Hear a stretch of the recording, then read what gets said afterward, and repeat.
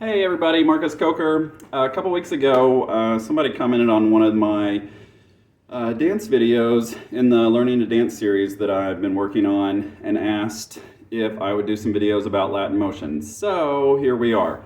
Latin motion or Latin movement is basically a technique or styling that you put on top of your Latin dances, and it usually involves moving your hips, but not just that, also moving other parts of your body, so that rather than just kind of moving around stiff and awkward or whatever, then you can start twisting and making things happen for fun. Okay. So what in this video, I'm not going to go through everything you need to know about Latin motion, but I'm going to cover basically like how things are broken down and give you some drills to work on. And then you can take those pieces and in other videos, we'll put them actually into your dances like merengue, rumba, bachata, cha-cha. So those are the main Latin dances. Okay, so when we talk about Latin motion, what we're basically looking at is dividing up the body into two main sections. So above the waist, and this is like actually about where your belly button is or the tops of your hips are, so not where you wear your pants. Above the waist movement and then below the waist movement. So most of Latin motion is coming from below the waist, but it's definitely coming from, there are things that you do with your upper body too that you can use to enhance your Latin motion or make it a bigger deal. For example, if I've got my weight over here where you can see that my hip is stuck out, if I can't stick it out really anymore without like really stretching and hurting my body, but I can take my upper body over to this side, which creates the illusion of that hip going over farther. Okay, so let's talk about upper body first, and then we'll talk about lower body. So in upper body, you want to think about being able to move your rib cage in four basic directions. Left, right, that's my left, right, forward, and back. So if you can take your arms out and maybe just spread your feet out just a little bit. I don't think you need to see them right now. But anyway, and then just work on, without like tilting one way or the other, reach over to one side and then reach over to another. So I'm wanting to keep my arms as level as possible and work on sliding my rib cage back and forth. The other thing you can do, and I don't pretend that is easy, is one of the hardest things that I ever learned to do was work on Latin movement.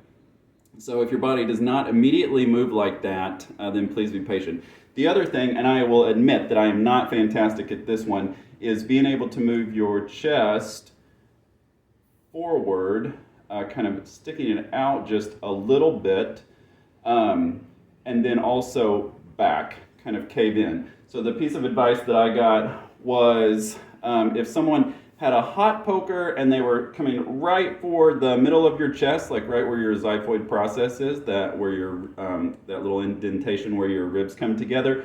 If someone was coming at you, you were backed up against the wall and you were just trying to back up just a little bit more, just being able to pull that in. You can't see it there with my hand in front. Just pull away from that just a little bit, and then if someone had like an ice cube, like you'd been poked with a hot poker, and they're holding that ice cube just in front of you, and you wanted to kind of come out to meet it a little bit. So we're not talking about huge motions. And that forward and back, I think that you'll notice it a little bit more, find it a little bit more, if you can work on like forward and then go to your left, like come closer, coming closer to the camera, and then go back, and then to the right. So you can make a circle. Oh, there we go. It might be a little hard to see. But so I'm going to my right, I'm pulling back in. So I'm kind of tightening up my abdominals and pulling everything away from the camera in this instance. And then I'm going over to my left and then out toward the front. I did not I had a bowl that I was going to use as an example. But if you had a bowl, then like circling around the inside of that bowl is the motion that you want to create with your upper body. So these are excellent drills to do forward, back, right, left. And then all around the bowl, you can go in one direction or the other. Yeah, and you'll feel your weight kind of moving around in your feet, but you're not doing anything, like you're not taking steps or anything at this point. Okay, so that is the upper body. Drills to work on for the upper body. Lower body drills, I want you to think about 4 basic ways that your hips can move. So I'll go over those and then I will demonstrate and give you some drills. Okay, so one way that your hips can move, stay a little bit closer I guess, is side to side. And this is the big one. So if someone came over here, and I'll do this with my students a lot, is just like push on the side of your hip, like where the seam of your jeans is, and shift your weight over to one foot. So if I wanted to, I could pick up that other foot. I'm basically resting here, like kind of hanging out, you know, like you're waiting on somebody, what time are they gonna get here? You've got this hip stuck out. All my weight in this instance is on my right foot. So I'm just to one side, and then if somebody pushed that seam on the other side of my pants over, shift the weight to my left foot so that I can pick up my right foot if I wanted to. But it's not just in the middle, sort of in the middle of my socket here, my weight goes past so that it definitely sticks out to the side. So I could go side to side like this. Boom, boom, boom, boom. Okay? So that's the first movement that you want to work on, and it's one of the most important ones. And the big thing I want you to notice is that when you do that, like notice that it starts, it's dependent upon where your weight is in your foot. So it's really hard, I would say nearly impossible, to get your weight over to one side, you get your hip over to one side and keep your weight in the opposite foot. So I'm on the weighted foot here, and in some dances, I might just come to the middle of my foot with my weight, but I'm not going to extend past, like out to the side of my foot, where I get that hip moved over to one side. Okay, so side to side, and then also like the upper body, forward and back. And this is the fun one. So not to be a little bit vulgar, but it's a little bit like thrusting with your hips. So I want to go forward, so I'm going to kind of tilt that bowl up, like if my pelvis is a bowl, then I'm going to tilt the front of that bowl up a little bit, and then I'm going to tilt it back. So sort of like you're pushing forward with your hips, and then tilting back, like kind of sticking your rear end out a little bit. So forward, back, and this is really dependent on your lower back muscles and your abdominal muscles. So you're kind of pulling your, like if I grab my belt here and kind of pull up a little bit or pulled back here, yeah? So you can combine those movements just like we did with the upper body, and I can go to one side, I can go back, kind of pull back a little bit like, like excuse me, and then to this side a little bit, and then forward, yeah, so that I can make a circle with my hips. I can go in one direction and I can go in the other direction. So notice how my weight, you can't see it in my feet, but you can tell that my weight's changing, like it's over my left foot right now, and then it's over my right foot. I'll turn around so that you can do that too. It's over my left foot when I go to the side, and it's coming neutral on both feet as I go back, then to my right foot, and then forward there. So I can circle around and I can go in both directions. So just like you would do a hula hoop, then you can circle around, boom, boom, boom, boom, boom, like that, or you could go the other way. All of it comes out of being able to shift your weight side to side and then forward and back. Yeah, so as an exaggeration, and you would not do this, I don't think, when you were dancing, but like you can take your hips back or your hips forward as your arms go back, forward, and then there, so that you can, I think this was like some sort of silly dance in some movie. Okay,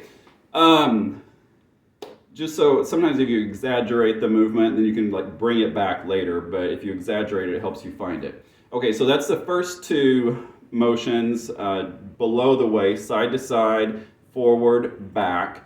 And then the other one, the third one, is a twisting motion. So, which looks like this.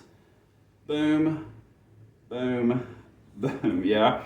So if someone had, what I'll do a lot of times with students is literally grab their belt loops and I'll pull one back and send one forward. Boom. And I can kind of keep my knees straight when I do this, but what really helps is, like if I'm twisting here to my left side counterclockwise, I'm going to keep that leg straight, but I'm going to bend the other one, which just allows me to come around a little bit more. Yeah, so pull that back a little bit more. And then the other way, when I shift my weight to my right foot, I'm going to release weight on my left so that it just frees up that hip to move a little bit more. So twisting, sort of like this, if you grab someone's belt loops, just like handlebars on a bike, one side goes forward, the other side goes back, one side goes, and then an opposite, yeah? So, boom, boom, boom, boom. And I'm not moving around here yet, like I'm not traveling anywhere. This is all just in place. Your weight's going to change kind of from foot to foot, or sometimes it might stay a little more even. But this is the motion you want to go for. Third thing to build Latin movement. And then the fourth one is going to be a figure 8 pattern, which comes out of this twisting. So, and I'll turn around and do this again in a second, but like if I twist this way, then what I'm going to do is send my weight forward and then twist back there. And then I'm going to go that way, boom, and come around. Good. Yeah, I'm saying good. I'm hoping you're able to do this.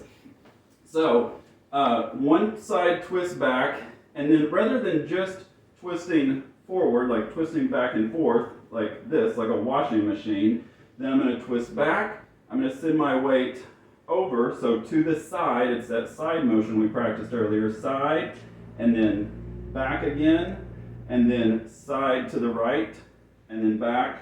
Boom, boom, boom, boom. And we can go the other direction too. Yeah? So as I do that, I allow my knees to bend. So this knee bends, and as I change weight onto it, we'll get into more of this later, but as my leg straightens, then this hip takes all my weight. This one's free, it's bent, it's going to come, as it straightens up and takes the weight, then I get that motion, that side of the figure 8 over there. And this is, so those are the four ways to do that. Another thing to practice, if I did not say it already, is just around the front. Yeah, so this is a little bit of that twisting action, but just around the front of that bowl, like kind of scraping the inside of the bowl, like with the good batter or whatever, chocolate frosting. So side to side, just the front, and then also the back. And you will not see this one in Latin motion so much, but it's just good to be able to distinguish the difference. There are times in other dances where you might do like this kind of motion. So that's that hula hoop motion I was talking about earlier, like all the way around one side or the other, but just the front, like side to side, like a half moon, or in the back, which is like just taking your booty all around one side and then the other.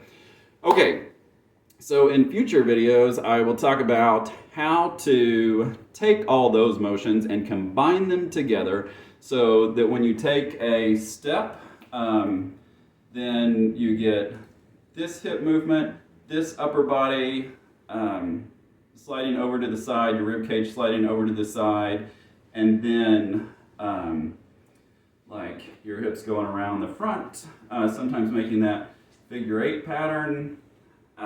Anyway, it's lots of fun. It just comes in pieces, so please be patient with yourself, and we'll get into it more later. All right, thank you so very much. Have a good day, and please leave questions in the comments, and if you would like, please check out the playlist on learning to dance, where I just cover the basic foundational patterns in dances, and how they, the building blocks that kind of make up the different dances. Okay, all right, have a good day. Bye.